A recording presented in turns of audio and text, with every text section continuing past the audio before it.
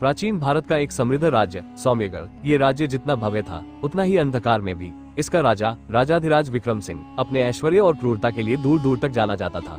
राजमहल की दीवारों पर सोने की परत चढ़ी थी, पर उन दीवारों के पीछे छुपे थे पाप, वासनाएं और अधर्म। राजा विक्रम सिंह का दिन शराब में डूबा रहता और रात नवीन स्त्रियों की खोज में। हर रात वो किसी नई स्त्री को अपने महल में बुलवाता और फिर अगली सुबह जैसे कुछ हुआ ही न हो वैसे शासन करता।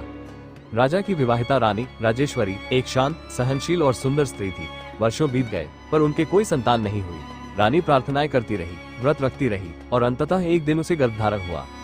जब राजमहल में खबर आई कि रानी को पुत्री हुई है तो महल में कोई उत्सव नहीं हुआ। राजा ने कड़क आवाज में कहा, मुझे इसकी शक्ल नहीं देखनी, मुझे पुत्र चाहिए था। अगर इस कन्या को मेरी नजर के सामने लाया गया तो इस कन्या के साथ रानी तुम्हारी मृत्यु निश्चित है।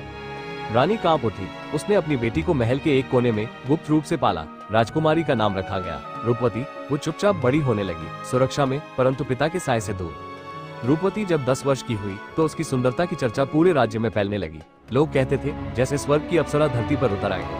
तभी रानी ने सोचा कि उसे अब विवाह योग्य माना जाएगा, जैसा उस युग की प्रथा थी। उसने राजा से बात की, राजन, रूपवती अब विवाह योग्य है। राजा ने उसे घोड़ा। कुछ पल मौन रहा, फिर कहा, जो उचित समझो, मैं नहीं चाहता यह मेरे सामने आए, विवाह करवा दो। रानी ने चुपचाप वैदेही का विवाह तय कर दिया, पर किससे हुआ, कहाँ हुआ, ये रहस्य अब भी छुपा रहा।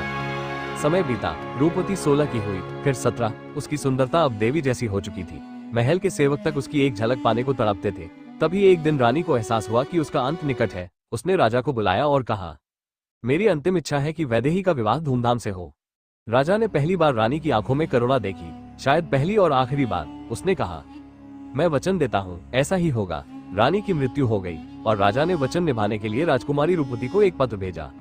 राजकुमारी वैदेही, आज तुम्हारे पिता तुमसे मिलने आ रहे हैं। पत्र पढ़ते ही रूपवती की आंखों में आंसू छलक आए। उसने माँ की अंतिम इच्छा मानकर खुद को समझा लिया। जैसे ही राजा वैदेही से मिला, उसका चेहरा ठहर गया।